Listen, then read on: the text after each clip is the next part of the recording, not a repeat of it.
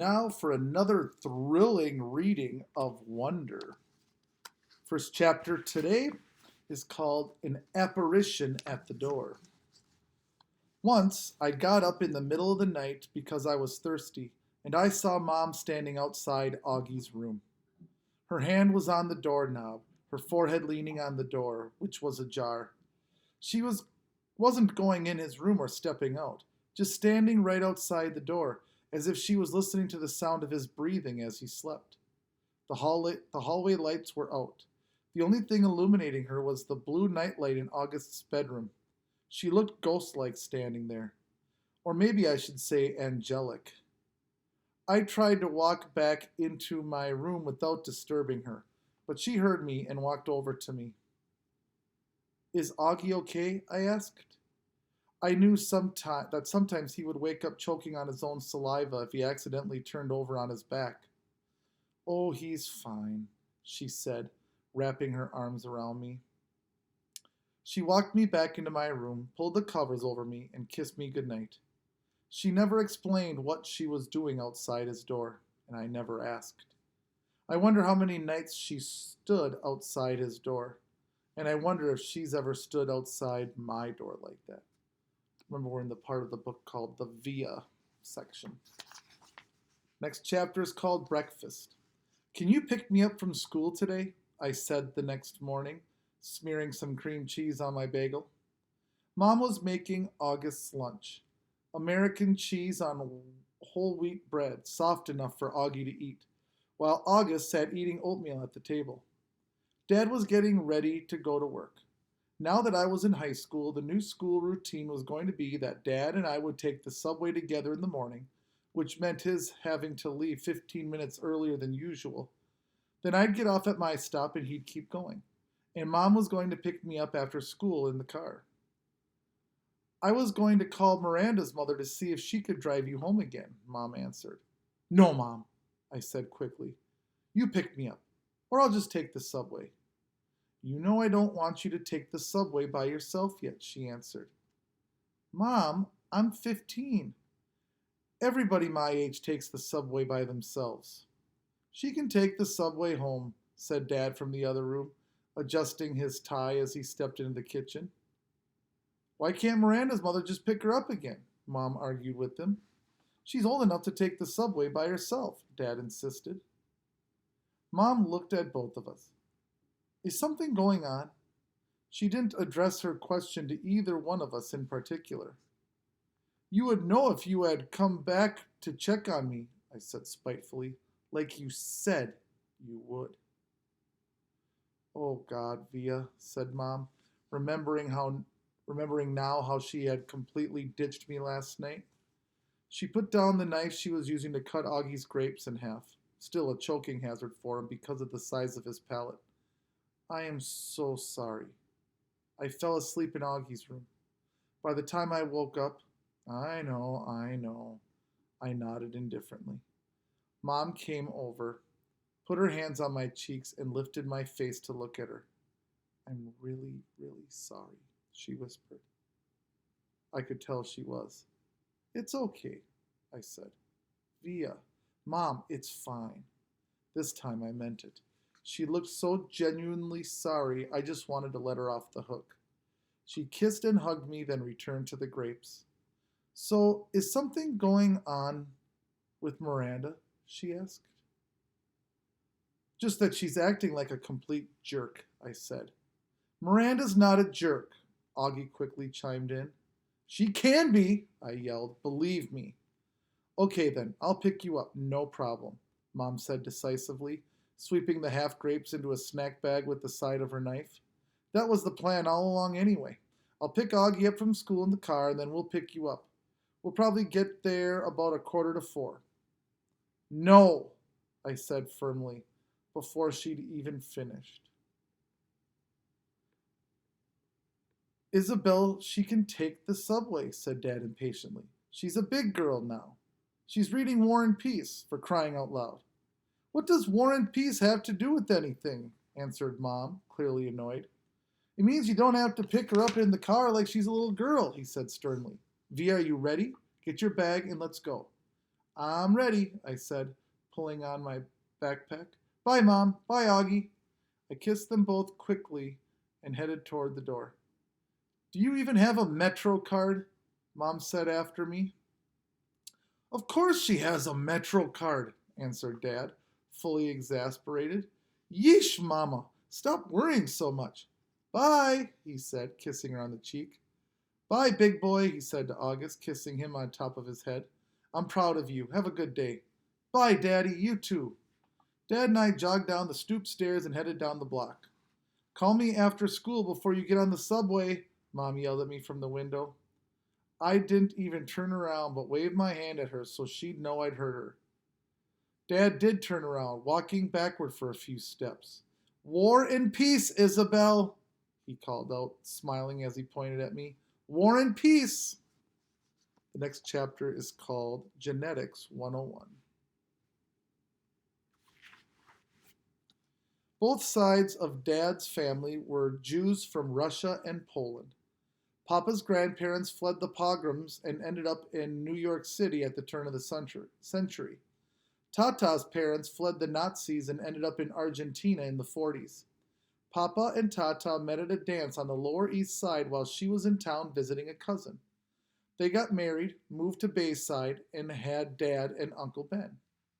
Mom's side of the family is from Brazil, except for her mother, my beautiful Grands, and her dad, Augusto, who died before I was born.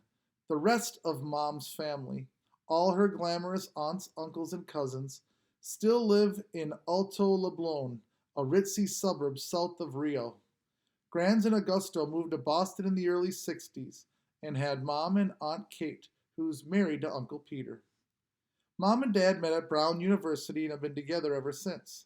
Isabel and Nate, like two peas in a pod. They moved to New York right after college, had me a few years later, then moved to a brick town house in North River Heights, the hippie stroller capital of upper Manhattan, when I was about a year old. Not one person in the exotic mix of my family gene pool has ever shown any obvious signs of having what August has. I've pored over grainy sepia pictures of long dead relatives and babushkas, black and white snapshots of distant cousins in crisp white linen suits, soldiers in uniform, ladies with beehive hairdos, Polaroids of bell-bottom teenagers and long-haired hippies, and not once have I been able to detect even the slightest trace of August's face in their faces. Not a one. But after August was born, my parents underwent genetic counseling. They were told that August had what seemed to be a previously unknown type of mandibulofacial dystosis caused by an autosomal recessive mutation in the TCOF1 gene, which is located on chromosome 5, complicated by a hemifacial microsomia characteristic of OAV spectrum. Sometimes these mutations occur during pregnancy. Sometimes they're inherited from one parent carrying a dominant gene. Sometimes they're caused by the interaction of many genes, possibly in combination with environmental factors. This is called multifactorial inheritance. In August's case, the doctors were able to identify one of the single nucleotide deletion mutations that made war on his face. The weird thing is, though you'd never know it from looking at them, both my parents carried that mutant gene, and I carry it too. The next chapter is called The Punnett Square. If I have children, there's a 1 in 2 chance that I will pass on the defective gene to them. That doesn't mean they'll look like August, but they'll carry the gene that got double dosed in August and helped make him the way he is. If I marry someone who has the same defective gene, there's a 1 in 2 chance that our kids will carry the gene and look totally normal. A 1 in 4 chance that our kids will not carry the gene at all, and a 1 in 4 chance that our kids will look like August. If August has children with someone who doesn't have a trace of the gene, There's a 100% probability that their kids will inherit the gene, but a 0% chance that their kids will have a double dose of it like August, which means they'll carry the gene no matter what, but they could look totally normal. If he marries someone who has the gene, their kids will have the same odds as my kids. This only explains the part of August that's explainable. That's the other part of his there's that other part of his genetic makeup that's not inherited, but just incredibly bad luck. Countless doctors have drawn little tic-tac-toe grids for my parents over the years to try to explain the genetic lottery to them. Geneticists use these Punnett squares to determine inheritance, recessive and dominant genes, probabilities, and chance. But for all they know, there's more they don't know. They can try to forecast the odds, but they can't guarantee them. They use terms like germline mosaicism, chromosome rearrangement, or delayed mutation to explain why their science is not an exact science. I actually like how doctors talk. I like the sound of science. I like how words you don't understand explain things you can't understand. There are countless people under words like germline mosaicism, chromosome rearrangement, or delayed mutation. Countless babies who will never be born like mine. Out with the old. Miranda and Ella blasted off. They attached themselves to a new crowd destined for high school glory. After a week of painful lunches where all they would do was talk about people that didn't interest me, I decided to make a clean break for it. They asked no questions. I told no lies. We just went our separate ways. I didn't even mind after a while. I stopped going to lunch for about a week, though, to make the transition easier, to avoid the fake, oh shoot, there's room for you at the table, Olivia. It was easier just to go to the library and read. I finished War and Peace in October. It was amazing. People think it's such a hard read, but it's really just a soap opera with lots of characters. People falling in love, fighting for love, dying for love. I want to be in love like that someday. I want my husband to love me the way Prince Andrei loved Natasha. I ended up hanging out with a girl named Eleanor who I'd known from my days at PS 22, though we'd gone to different middle schools. Eleanor had always been a really smart girl. A little bit of a crybaby back then, but nice. I'd never realized how funny she was. Not laugh out loud daddy funny, but full of great quips. And she never knew how light-hearted I could be. Eleanor, I guess, had always been under the impression that I was very serious. And, as it turns out, she'd never liked Miranda and Ella. She thought they were stuck up. Not our Ella Mudgett, though. She's awesome. I gained entry through Eleanor to the smart kids table at lunch. It was a larger group than I'd been accustomed to hanging out with, and a more diverse crowd.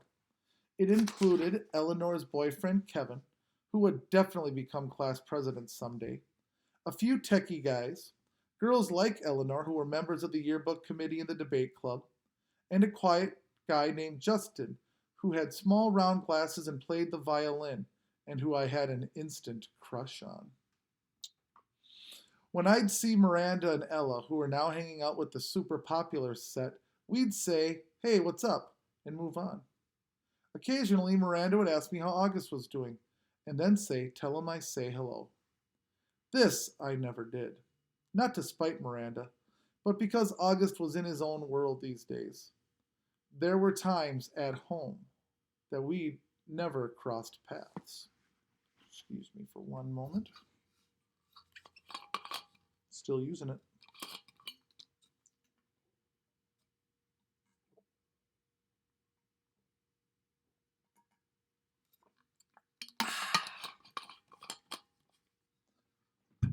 The next chapter is called October 31st.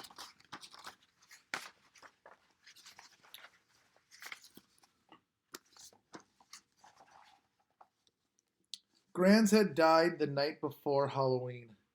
Since then, even though it's been 4 years, this has always been a sad time of year for me. For Mom, too, though she doesn't always say it. Instead, she immerses herself in getting August's costume ready, since we all know Halloween is his favorite time of the year. This year was no different. August really wanted to be a Star Wars character called Boba Fett, so Mom looked for a Boba Fett costume in August's size, which, strangely enough, was out of stock everywhere. She went to every online store, found a few on eBay that were going for an outrageous amount, and finally ended up buying a Jango Fett costume that she then converted into a Boba Fett costume by painting it green. I would say, in all, she must have spent 2 weeks working on this stupid costume. And no, I won't mention the fact that Mom has never made any of my costumes because it really has no bearing on anything at all. The morning of Halloween, I woke up thinking about Grands, which made me really sad and weepy. Dad kept telling me to hurry up and get dressed, which just stressed me out even more, and suddenly I started crying. I just wanted to stay home. So Dad took August to school that morning, and Mom said I could stay home, and the two of us cried together for a while. One thing I knew for sure. However much I missed Grands, Mom must have missed her more. All those times August was clinging to life after a surgery, all those rush trips to the ER, Grands had always been there for Mom. It felt good to cry with Mom, for both of us. At some point, Mom had the idea of our watching The Ghost and Mrs. Muir together, which is one of our all-time favorite black and white movies. I agreed that that was a great idea. I think I probably would have used this weeping session as an opportunity to tell Mom everything that was going on at school with Miranda and Ella. But just as we were sitting down in front of the DVD player, the phone rang. It was the nurse from August's school calling to tell Mom that August had a stomachache and should be picked up. So much for the old movies and the mother-daughter bonding. Mom picked August up, and the moment he came home, he went straight to the bedroom and threw up. Then he went to his bed and pulled the covers over his head. Mom took his temperature, brought him some hot tea, and assumed the August's mom role again. Via's mom, who had come out for a little while, was put away. I understood, though. August was in bad shape.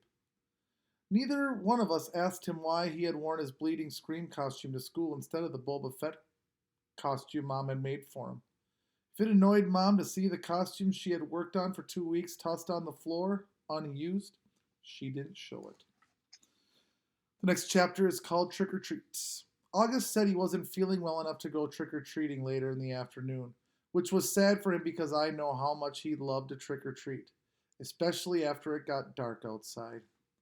Even though I was well beyond the trick or treating stage myself, I usually threw on some mask or other to accompany him up and down the blocks, watching him knocking on people's doors, giddy with excitement.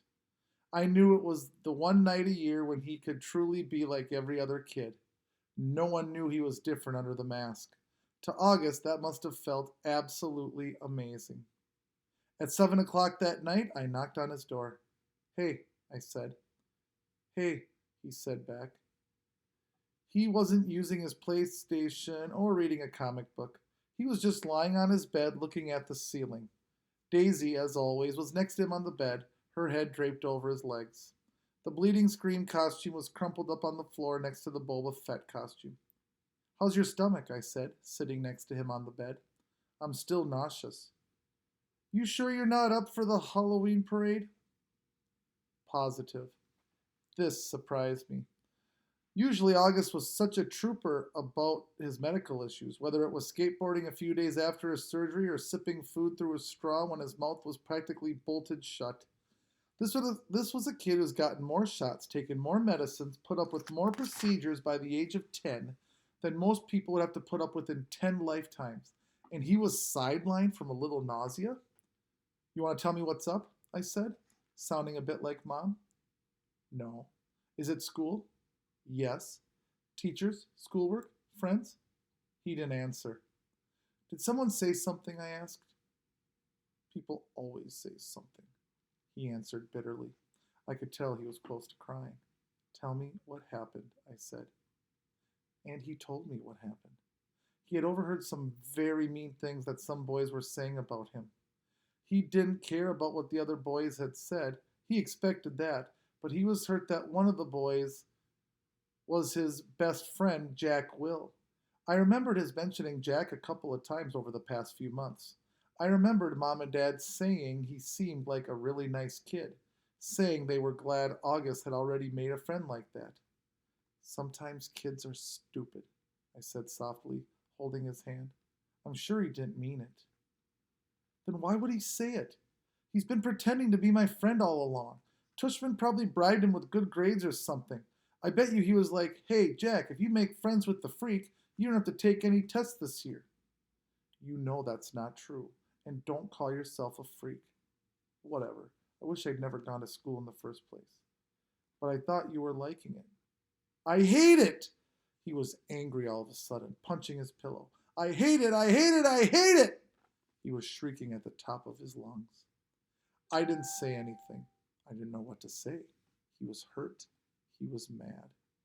I let him have a few more minutes of his fury. Daisy started licking the tears off his face. Come on, Augie, I said, patting his back gently.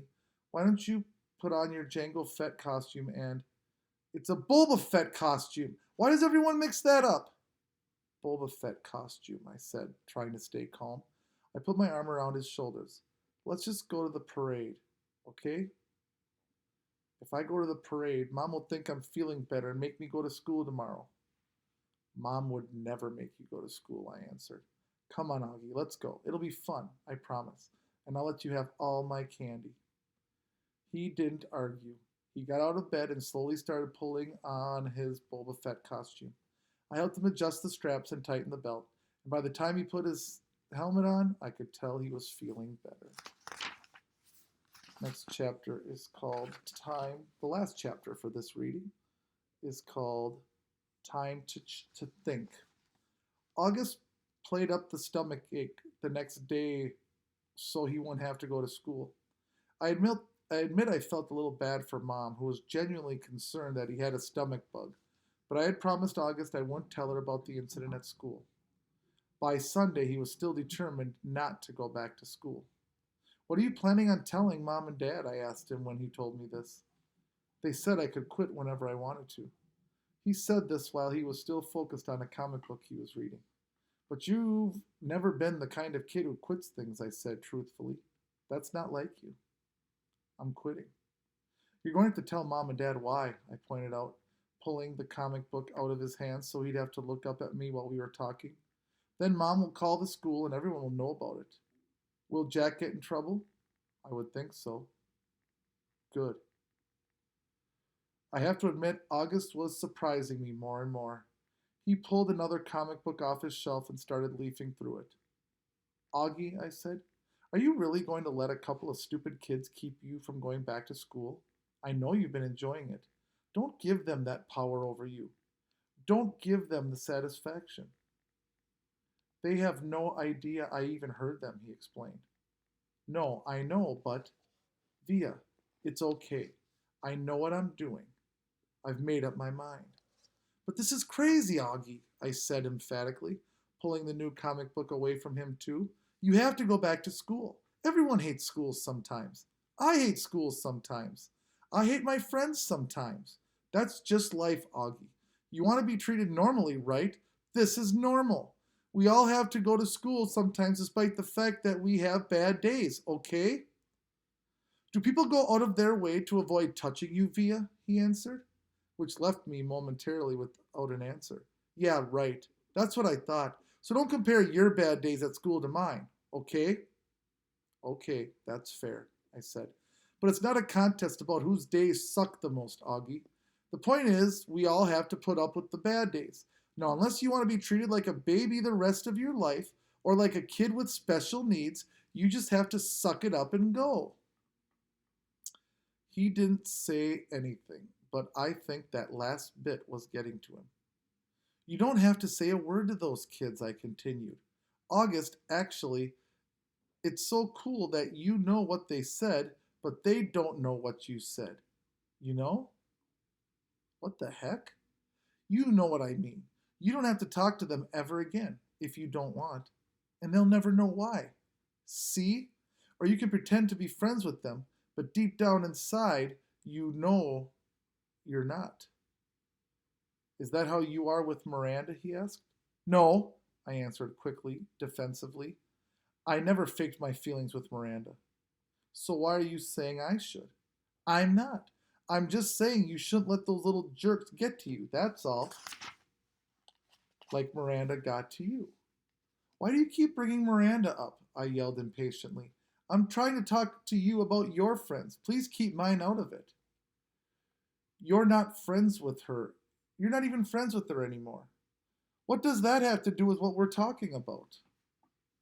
The way August was looking at me reminded me of a doll's face. He was just staring at me blankly with his half closed doll eyes.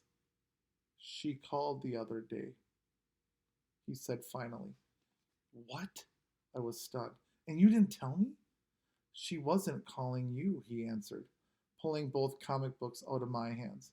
She was calling me, just to say hi, to see how I was doing. She didn't even know I was going to a real school now. I can't believe you hadn't even told her. She said the two of you don't hang out as much anymore, but she wanted me to know she'd always loved me like a big sister. Double stunned, stung, flabbergasted. No words formed in my mouth. Why didn't you tell me? I said, finally. I don't know. He shrugged, opening the first comic book again. Well, I'm telling Mom and Dad about Jack Will if you stop going to school, I answered. Tushman will probably call you into school and make Jack and those other kids apologize to you in front of everyone, and everyone will treat you like a kid who should be going to a school for kids with special needs. Is that what you want? Because that's what's going to happen. Otherwise, just go back to school and act like nothing happened. Or if you want to confront Jack about it, fine. But either way, if you. Fine, fine, fine, he interrupted. What? Fine, I'll go, he yelled, not loudly. Just stop talking about it already. Can I please read my book now? Fine, I answered. Turning to leave his room, I thought of something. Did Miranda say anything else about me? He looked up from the comic book and looked right into my eyes. She said to tell you she misses you, quote unquote. I nodded. Thanks, I said casually, too embarrassed to let him know how happy that made me feel. The next section that we'll start reading for Tuesday is going to be part 3, Summer. That's what we'll start with for the next reading. Bye.